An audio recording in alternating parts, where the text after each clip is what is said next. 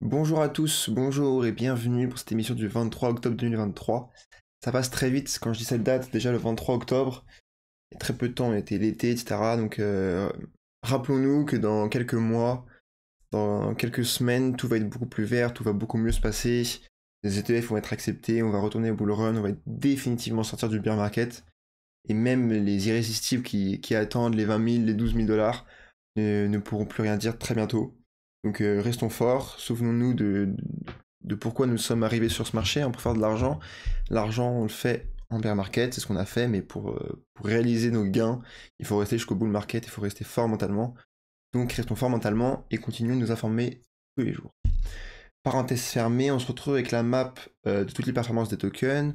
On a des PLS qui est un token qui je pense ne vaut rien, qui a fait la plus grosse performance.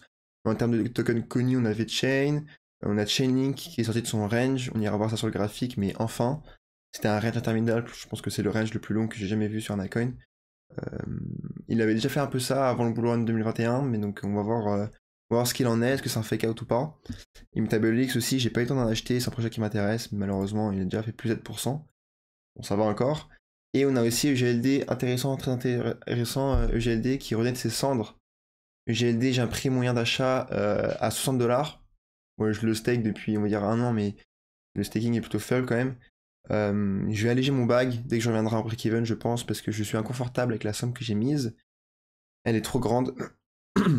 Et quand, vu qu'on quand on était à 25, enfin là, quand on est dans ces zones de prix là, je me dis putain, j'aurais pas dû mettre autant. Donc ça veut dire que la somme est trop grande par rapport à ce que je peux supporter. Donc je vais alléger mon bac dès qu'on reviendra en break-even. Mais bon, quand même, ça fait quand même du bien de voir que voilà, GLD est passé de 23 à 27$. On espère qu'il se porte mieux. C'est sans doute l'effet du X-Day. Je sais pas si vous avez suivi, mais là ils sont à Budapest, je sais plus où. Pour faire le X-Day, comme ils avaient fait l'année dernière à Paris. Donc il y a forcément beaucoup d'intervenants, beaucoup de partenariats annoncés, etc. Donc je pense que c'est lié. Et en réalité, la réaction est plutôt faible quand même, hein. On va dire plus 5-6% une semaine, c'est la performance moyenne d'un altcoin, hein. Tout est vert. Et donc là, c'est le plus gros événement de l'année pour Multiversix. Voilà, ça reste moyen quoi. Voilà, et on a aussi un autre token qui est très intéressant, c'est le Polygon Matic, qui est revenu retester sa résistance. Et moi j'ai pu faire mon gros trade dessus, je vous expliquerai ça avec le graphique. Au niveau des volumes, c'est des bons volumes. Il y a plus d'activité qu'avant, donc c'est bon signe. Donc on va maintenant faire un petit tour sur les news du jour, se mettre à jour. Encore une fois, hein, toujours savoir ce qui se passe, quelle est un peu la direction du marché, des régulations. Tout est lié, hein. Si on fait que de l'analyse graphique, ça ne peut pas être bon. Moi je pense que c'est d'abord l'analyse macroéconomique, l'analyse fondamentale qui prime sur l'analyse graphique. Et l'analyse graphique, on va dire, ça apporte les détails, et ça apporte les derniers détails à notre analyse finale. Donc ça, c'est une news qui est sortie il y a quand même, je pense, une petite semaine, il y a 6 jours. Donc c'est Binance qui a gelé plus de 100 comptes qui avaient des liens présumés, juste présumés, avec le Hamas. Donc forcément, tout le monde sait, je vais pas retourner dessus, surtout que c'est politique. Mais ce qui se passe avec le Hamas, Israël, la Palestine, etc. Et on a Binance qui, il me semble, à la suite d'une demande d'Israël, euh, je sais plus, les autorités, voilà. Je pense que c'est à la suite de la demande d'Israël qui a gelé, bah voilà, donc sans compte du Hamas, parce que le Hamas avait demandé et recevait des dons en crypto-monnaie pour supporter leur activité, parce qu'évidemment c'était plus compliqué de passer avec le dollar ou on va dire des monnaies fiduciaires. Tout ça c'est pour dire que voilà, not your keys, not your coin, c'est vraiment une phrase super importante dans la crypto, c'est tant que vous n'avez pas votre clé privée, qui vous soyez, bon là le Hamas évidemment, mais même une personne lambda, ce ne sont pas vos tokens. Donc très important, mettez tout ça dans une ledger, mettez tout ça dans un cold wallet si vous n'avez pas de ledger, ou si votre portefeuille est trop petit pour acheter une ledger, donc si vous avez un wallet à 1000-1500$, je préconise pas d'acheter un ledger, hein. Mais vous faites un MetaMask, vraiment un cold wallet, renseignez-vous sur ce que c'est, et vraiment pour storer vos investissements de manière absolument safe, hein. C'est le principe de la crypto-monnaie. Même, je pense qu'en tant qu'investisseur de la crypto-monnaie, c'est bien d'être d'accord avec le principe de la crypto qui est de vraiment posséder ce qu'on a acheté, quoi. Rien que pour la sécurité et pour l'idée qui est derrière, je pense que c'est vraiment quelque chose qu'il faut faire. Donc voilà, Binance, encore une fois, qui prend une position politique. Bon, qu'est-ce que j'en pense Binance, ils sont vraiment dans la tourmente aujourd'hui. Je pense que de faire ça Pour certains ça va être bien, pour d'autres ça va être moins bien, on peut jamais plaire à tout le monde. Moi je garde mon avis et ce que je retiens c'est simplement que ça fait bien longtemps que j'ai laisse plus de fonds sur Binance et raison de plus. Vraiment Binance c'est déjà en plus une plateforme que j'apprécie pas énormément, donc raison de plus. Ensuite on a un autre sujet intéressant sur le média Cryptost, c'est l'énergie verte et le minage de Bitcoin. Et donc ça m'intéresse. Je sais que je suis pas le plus renseigné dessus, je m'y connais un peu, mais je suis quand même pas le plus renseigné. Et ça m'a donné envie de faire une recherche là-dessus, de faire pourquoi même une vidéo un peu plus travaillée. Mais le problème, c'est que pour faire des vidéos vraiment travaillées avec un bon montage, même si je suis chaud de le faire, bah ça rentre pas dans l'optique, dans la vision de ma chaîne YouTube. Ma chaîne YouTube, j'ai envie de faire voilà, des quotidiennes, où juste j'enregistre mon écran, je parle, et il y a vraiment pas trop de montage, et tous les jours ça envoie. Donc si on met tout ça juste sur une vidéo travaillée qui m'a demandé 10-15 heures de travail, avec vraiment du bon montage, un peu à la type Money Radar, etc. Ça fait un peu contraste, donc je sais pas trop où la sortir, ou peut-être que je ferai une vidéo dédiée sur ce sujet, mais sans gros montage, sans trop me casser la tête, avec des slides ou je sais pas quoi. En tout cas, je pense que c'est important de bien connaître ce sujet, parce que lorsqu'on va forcément parler du Bitcoin à d'autres personnes qui n'y connaissent pas, un des premiers mauvais a priori que ces personnes ont, c'est la pollution du Bitcoin. Voilà. Et donc, quand quelqu'un sortira cet argument, c'est important d'être bien renseigné sur ce sujet, de pouvoir bien éduquer cette personne et de dire que non, regarde, le minage du Bitcoin, en fait, ça permet de ne pas dépenser tous les excès d'énergie, parce qu'une centrale, quand on produit de l'électricité, on ne peut jamais produire exactement pile poil le nombre d'électricité dont on a besoin, on produit toujours plus, c'est toujours un surplus, c'est gâché, etc. Et c'est là où Bitcoin euh, vient aider au gaspillage énergétique. Donc, un sujet très intéressant à voir. Je me renseignerai, c'est sûr, dessus, et j'essaierai de faire une vidéo un peu simple pour l'expliquer de la manière la plus simple possible. Aussi parce que j'ai vu sur ma chaîne que la vidéo qui a été le plus vue, bon, à mon échelle c'est très petit, mais quand même, ça a été la vidéo sur Akash Network. La vidéo un peu travaillée, etc. Sur une présentation de projet. Donc bon, on va essayer tous les concepts, on va voir ce qui marche et ce qui aide le plus. On a aussi une autre news très intéressante, publiée à 5 heures. C'est un nouvel angle de vue qui dit que Alphine ne pouvait être pas Satoshi Nakamoto. Donc Satoshi Nakamoto, comme vous le savez tous, c'est le créateur du Bitcoin. Et Alphine, c'était un personnage, un cyberpunk, je sais même comment on dit cyberpunk, on va dire, proche de Satoshi Nakamoto, puisque tout simplement il était déjà présent sur les blogs, etc. Et ça a été la première personne à recevoir une transaction en Bitcoin. Et je pensais que c'était très probable qu'il soit Satoshi Nakamoto, comme beaucoup de monde en réalité. Et en plus, ça tombait malheureusement bien, désolé pour lui, mais parce qu'il était mort en 2014. Donc franchement, là, moi je pense que ce soit la meilleure chose que Satoshi Nakamoto soit mort. Il a laissé son œuvre derrière lui, on est sûr qu'à jamais ses wallets ne seront dévoilés, à jamais son identité sera dévoilée, je pense que c'est la meilleure chose. Mais cette analyse dit quoi en gros? Dit que au moment où Satoshi Nakamoto était sur un blog en train d'écrire des choses sur son blog, et bah à ce même moment-là, on a la preuve que Alphine participait à une sorte de marathon. Donc en fait, bah ça prouve que ça ne pouvait pas être lui, tout simplement. Et ensuite, on a aussi après, où Satoshi Nakamoto était encore très actif, Alphine combattait déjà contre sa maladie et ne pouvait plus coder efficacement, etc. Mais donc la preuve de la course, elle est assez flagrante quand même, il y a des photos et tout. Donc dommage, mais d'un côté, ça rend encore plus le côté mythique de Satoshi Nakamoto. On n'a même plus aucun indice sur qui ça peut être. Il est vraiment absolument anonyme et c'est vraiment magnifique et tant mieux. Il faut qu'il le reste. Ça va évidemment être une très bonne chose. Ou à l'inverse, ça va être une très mauvaise chose si un jour on connaît l'identité de Satoshi Nakamoto. Dernière news importante à passer, je pense, qui s'est passée la dernière semaine, on va aller vite, ça fait déjà 10 minutes. Ça a été la défaite, encore une fois, de la SEC face à Ripple. Donc la SEC a abandonné ses poursuites, elle a envoyé un courrier à la juge en disant qu'ils abandonnaient les poursuites contre XRP. Le token a un peu réagi, on peut regarder tout de suite. XRP. Le token a peu réagi, hein, ça c'était là, ça a dû prendre 5%. En fait, la vraie belle annonce, c'était ici, où le token a fait x2, si on prend le bout de la mèche. Parce qu'en fait, là, on s'y attendait pas, en fait. Je sais pas si vous vous souvenez, c'était cet été, où les tokens XRP qui étaient vendus au marché n'étaient pas considérés comme des securities, il me semble que c'était ça. Et vu que ça sortait de nulle part, le marché ne l'avait pas du tout pricé. Et donc il y avait une réaction haussière de dingue. Mais sauf que là, voilà, depuis ça, on se dit, bon bah ça va être accepté, ça sent bon, etc. Excusez-moi. Et bah là, le marché avait déjà un peu pricé les bonnes nouvelles qui allaient venir. Et du coup, cette excellente nouvelle, parce qu'en vrai, celle-là, c'est une meilleure nouvelle que l'autre, hein. Et bah, ça a fait une réaction beaucoup plus petite. Mais donc, voilà, encore une fois, la SEC s'incline face au secteur des crypto-monnaies. C'est très bon signe.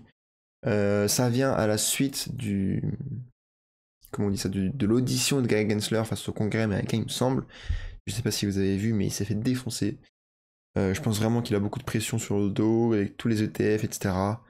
Ça sent bon. Vraiment, la SEC perd beaucoup de puissance, Gary Gensler perd beaucoup de puissance. Ça n'étonnerait pas qu'il se fasse sortir. Et donc, je pense qu'il a vraiment beaucoup moins de room, enfin, de place pour manœuvrer, pour refuser les ETF. Il est en train de perdre beaucoup de terrain face à la crypto. Et c'est une très bonne chose pour nous. Donc, le prochain dossier, ça va être vraiment, évidemment, être les ETF. On va attendre les ETF Bitcoin déjà. Et ensuite, moi, je vais beaucoup m'intéresser aussi aux ETF ETH. Faut que je fasse un point sur lesquels ont déjà été demandés, etc. Parce que ETH, je pense que là, il s'est plus fait massacrer que le Bitcoin. Donc ça va être intéressant de voir s'il y a des grosses demandes d'ETF, ETH, à la suite de l'acceptation des ETF Bitcoin. On va continuer sur Twitter rapidement. On a un tweet d'Alan Trading qui montre tout simplement les murs vendeurs qui sont très fins. Donc là, chaque ligne, en gros, c'est dire c'est les ordres de vente. Donc les gens ont mis des bitcoins à vendre dès que le prix au marché aura atteint ce prix-là. Donc forcément, en fait, c'est le principe d'une résistance et d'un support, hein. Quand on voit, voilà, donc là, généralement, on met pas pour faire des résistances et des supports, on fait des rectangles, on met pas des lignes droites comme je l'ai fait ici. Cette ligne-là, c'est pour montrer les 30 000 $. Cette ligne-là, pardon, 30 000 $. Et là, je sais plus pourquoi, 31 000 peut-être.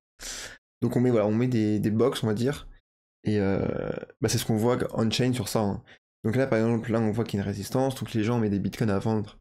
Donc dès que le prix va aller ici, comme à la mèche, bah, des bitcoins vont être vendus et le cours va baisser. Donc pour percer des murs de vente comme ça, il faut beaucoup d'achats spot, un gros mouvement aussi avec beaucoup de volume. Et ces murs-là, ils vont être détruits à la manière de ces murs-là. On voit qu'à chaque croix, il y avait des bons murs de vente. Et voilà, donc là, une fois qu'on a dépassé ce mur de vente, bah, il n'y a plus aucun bitcoin qui a été mis à la vente à cet endroit-là. Et du coup, là, on remarque quoi? On remarque que, à partir des 32 000 $, si on a un grand short squeeze va appeler un mouvement aussi très violent pour liquider tous les shorts, et ben ça va liquider tous les murs de vente aussi. Et à la fin, entre 32 000 et 35 000 $, il n'y a rien. C'est un peu le vide. On peut regarder aussi sur le volume profile, hein, sur TradingView, mais il n'y a absolument rien. Et du coup, il y aura beaucoup moins de difficultés à aller aux 35 000. Et je pense que c'est vraiment la prochaine target. Pour moi, quand on est au-dessus de 32 000, donc on va dire c'est très possible qu'on fasse un range, notre prochain range soit 32 000, 35 000. Si on est au-dessus de 32 000, on est bull, tout simplement. Et si on est en dessous de 32 000, on est 32 000, on va dire, on est bear.